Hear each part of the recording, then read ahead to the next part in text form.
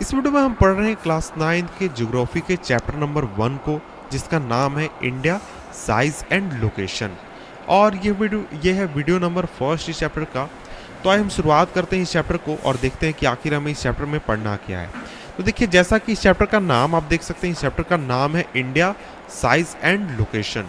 यानी कि इस चैप्टर में हम पढ़ने वाले हैं इंडिया के बारे में और इंडिया के साइज और उसके लोकेशन के बारे में।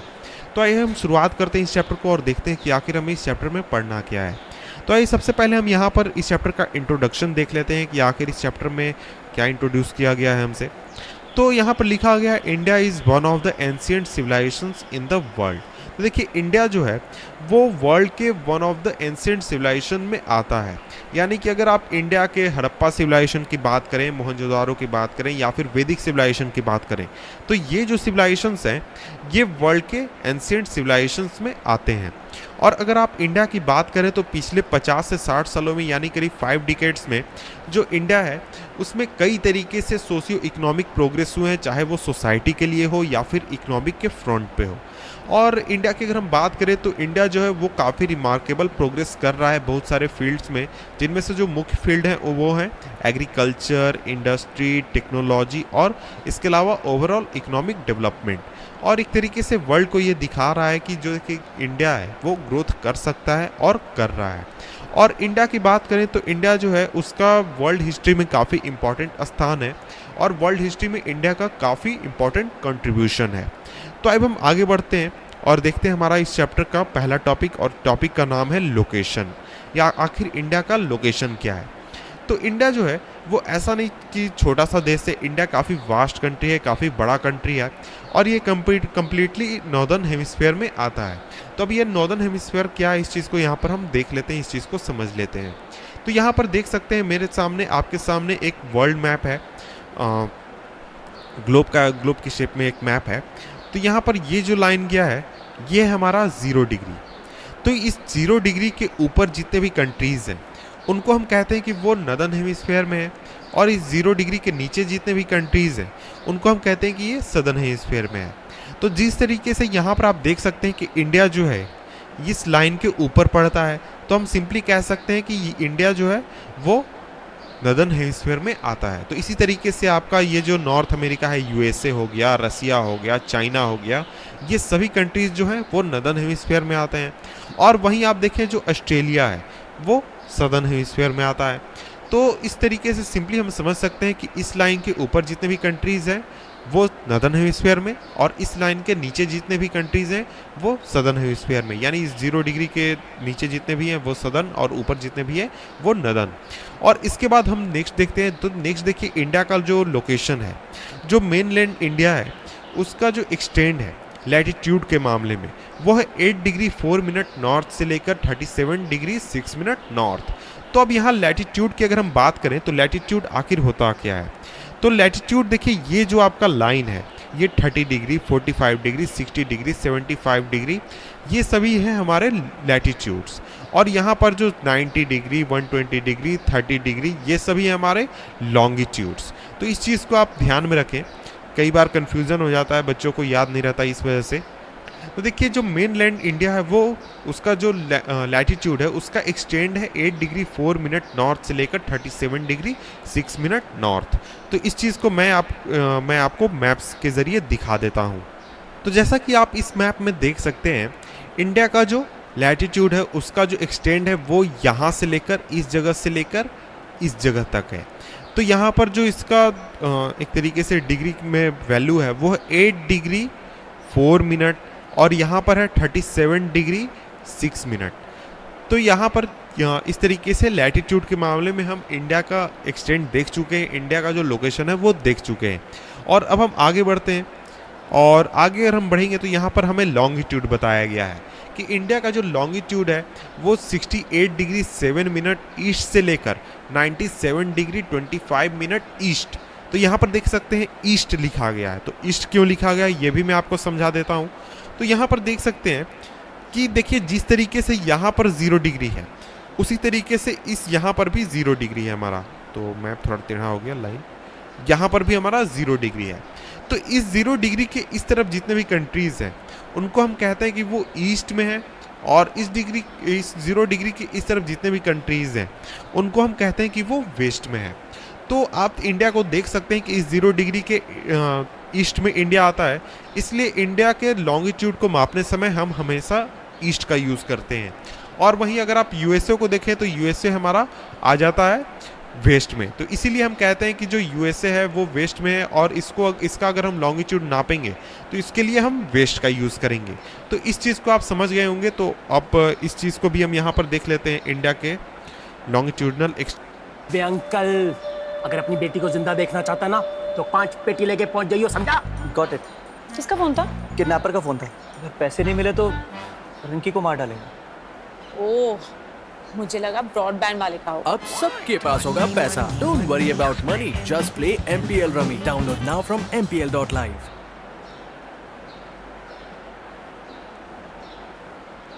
एक्सटेंड को तो यहाँ पर जिस तरीके से आप देख सकते हैं कि इंडिया का जो लॉन्गिट्यूडनल एक्सटेंड है वो इस जगह गुजरात के इस पॉइंट से लेकर अरुणाचल प्रदेश के इस पॉइंट तक रहता है और इसका है लोकेशन 68 डिग्री 7 मिनट से 97 डिग्री 25 मिनट। तो देखिए ये इंडिया का लॉन्गिट्यूडनल एक्सटेंड है। तो हमने लैटिट्यूडनल एक्सटेंड देख लिया और हमने लॉन्गिट्यूडनल एक्सटेंड देख लिया। तो इस तरीके से हम यहाँ पर समझ सकते हैं कि आखिर इंडिया का वर्ल्ड में लोकेशन क्या है। तो इसके अलावा अगर हम आगे बढ़ते हैं तो देखिए जो ट्रॉपिक ऑफ कैंसर है वो इंडिया को ऑलमोस्ट 2 इक्वल पार्ट्स में डिवाइड करता है। अब ये ट्रॉपिक ऑफ कैंसर क्या है तो इस चीज़ को आगे के वीडियोस में हम देखेंगे। तो देखिए ट्रॉपिक ऑफ कैंसर को हम सिंपली समझ ले कि एक लाइन है जो कि 23 डिग्री 30 मिनट नॉर्थ से होकर गुजरती है और इस चीज़ को यहाँ पर हम देख लेते हैं। तो देखिए यहाँ पर आप देख सकते हैं जैसे कि एक मैप है इंडिया का और यहाँ पर मैंने काट कर बनाया हुआ है क्योंकि ताकि आपको देखने में आसानी हो। और यहाँ पर हमारा 24 डिग्री है और यहाँ पर जो हमारा जो 23 डिग्री 30 मिनट होगा वो लगभग यहाँ से जाएगा। तो ये जो है ये करीब इस तरीके से जाता है और यहाँ पर हमारा इस तरीके से जाता है। और ये जो ट्रॉपिक ऑफ कैंसर है ये 8 राज्यों से होकर गुजरता है, गुजरात, राजस्थान, मध्य प्रदेश, छत्तीसगढ़, झारखंड, वेस्ट बंगाल, त्रिपुरा और मिजोरम, इन 8 राज्यों से। तो इसको आपको याद रखना इम्पॉर्टेंट इसलिए है क्योंकि हो सकता है कि कई बार आपसे क्वेश्चन पूछ दिया जाए इस चीज़ के ऊपर और अगर आप इसको याद रखेंगे तो आपके लिए ये बेटर होगा। तो देखिए यहाँ पर एक और चीज़ है कि जो अंडमान एंड निकोबार आइलैंड है और जो लक्षद्वीप आइलैंड है वो भी इंडिया का हिस्सा है। और इसको अगर हम देखें तो जो अंडमान एंड निकोबार आइलैंड है वो इंडिया के साउथ ईस्ट रीजन में पड़ता है और जो लक्षद्वीप आइलैंड है वो इंडिया के साउथ वेस्ट रीजन में पड़ता है। अंडमान निकोबार आइलैंड जो है वो बे ऑफ बंगाल में आता है और जो लक्षद्वीप रीजन है, लक्षद्वीप आइलैंड है, वो अरेबियन सी में आता है। तो इस चीज़ को भी हम मैप के ज़रिए देख लेते हैं ताकि आपको देखने में आसानी हो, समझने में आसानी हो। तो यहाँ पर आप जैसे कि देख सकते हैं कि यहाँ पर आप देखिए तो ये जो चीज़ है ये हमारा लक्षद्वीप आइलैंड है और यहाँ पर हमारा अंडमान एंड निकोबार आइलैंड्स का समूह है। तो ये जो अंडमान निकोबार है ये बे ऑफ बंगाल में आता है और लक्षद्वीप आइलैंड हमारा अरेबियन सी में आता है। तो इस चीज़ को भी आप याद कर लें क्योंकि कई बार कन्फ्यूज़न हो जाता है कि अंडमान निकोबार इधर है या इधर है, लक्षद्वीप इधर है या इधर है। इस चीज़ के लिए आपको इसे याद रखना बहुत ही ज़रूरी है।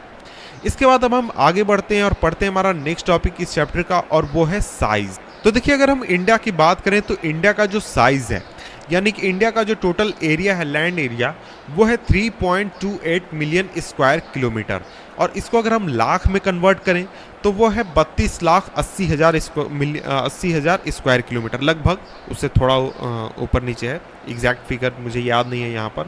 और इंडिया का जो है लैंड है वो पूरे वर्ल्ड के लैंड के 2.4% के बराबर है। मेरे कहने का मतलब ये है कि जितनी ज़मीन पूरी दुनिया में अवेलेबल है, north America, south America, Europe, Asia, Africa, Australia, India, सभी को मिलाकर उस पूरे ज़मीन का जो 2.4% हिस्सा है वो इंडिया के पास है।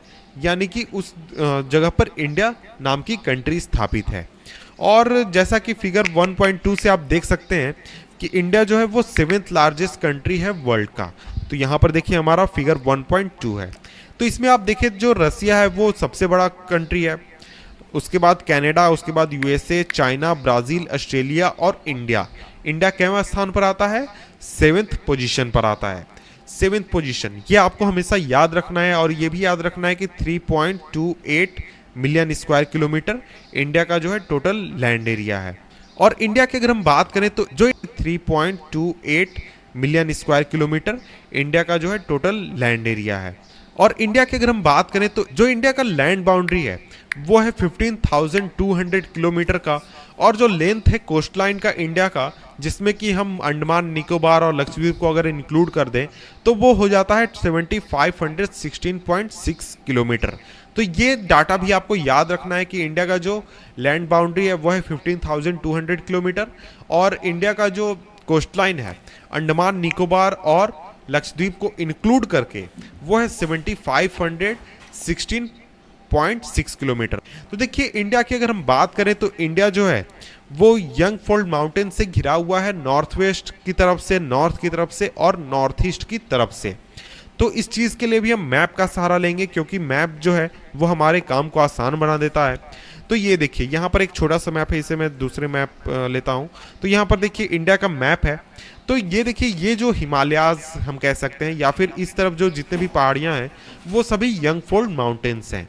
और इंडिया का जो नॉर्थ है यानी इस तरफ, नॉर्थ ईस्ट है हमारा इस तरफ, या फिर जो नॉर्थ वेस्ट है, उन सभी रीजन से जो हमारा इंडिया है